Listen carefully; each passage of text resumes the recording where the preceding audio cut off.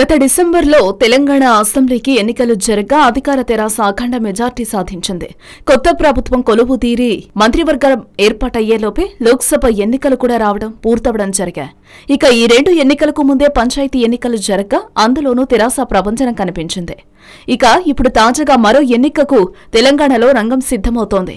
Assembly Lok Sabha ఎన్నికలు ముగియడంతో తెలంగాణ ముఖ్యమంత్రి కేసీఆర్ స్థానిక సంస్థల ఎన్నికలపై పూర్తి స్థాయిలో దృష్టి పెట్టారు.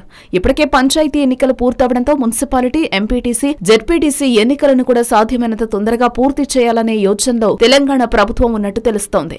ఈ నేపథ్యంలో మున్సిపల్ పంచాయతీరాజ్ శాఖ ఉన్నతాధికారులతో సీఎం కేసీఆర్ సమావేశం నిర్వహించడం ప్రాధాన్యత సంతరించుకుంది.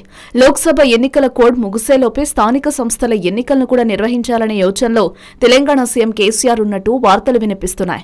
ఈ మేరకు ఆయన పార్టీ నేతలతో పాటు అధికారులతోనూ సమీక్ష నిర్వహించారు. తెలంగాణలోని మొత్తం 33 జిల్లాలో మెజార్టీ జెడ్పీటీసీలు, జెడ్పీ చైర్మన్లను గెలుచుకోవాలని కేసీఆర్ భావిస్తున్నారు.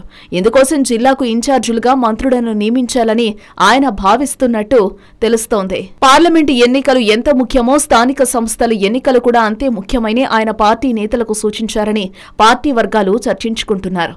2 రోజులు ఆగి మళ్లీ జిల్లాల పర్యటనలను మొదలుపెట్టాలని మంత్రులకు కేసీఆర్ ఆదేశాలు జారీ చేసినట్టు సమాచారం. పార్టీలోని పలువురు సీనియర్ నేతలకు జెడ్పీ చైర్మన్లుగా అవకాశం కల్పించాలని టీఆర్ఎస్ అధినేత కేసీఆర్ యోచిస్తున్నారు. ఈ నెల 25వ తేదీలోపు నోటిఫికేషన్ వచ్చే అవకాశం ఉండడంతో దీనిపై కేసీఆర్ ముందస్తుగానే కసరత్తులు మొదలుపెట్టారు. అన్ని జిల్లా పరిషత్లను కైవసం చేసుకోవడానికి వ్యూహాత్మకంగా ప్రణాళిక సిద్ధం చేస్తున్నారు.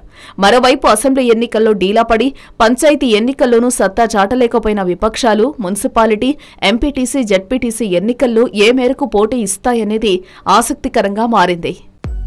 హలో, మిమ్మల్నే ఫిలిం సెలబ్రిటీస్ రియల్ స్టోరీస్ ఏంటో తెలుసుకోవాలనుందా? లేటెస్ట్ గా రిలీజ్ అయ్యే మూవీ రివ్యూస్ నేను చెప్తే వినాలనుందా? ఇంకెందుకు ఆలస్యం, యోయో టీవీని సబ్స్క్రైబ్ చేసుకోండి. అలాగే మర్చిపోకుండా యోయో టీవీ యాప్ ని కూడా డౌన్లోడ్ చేసుకోండి.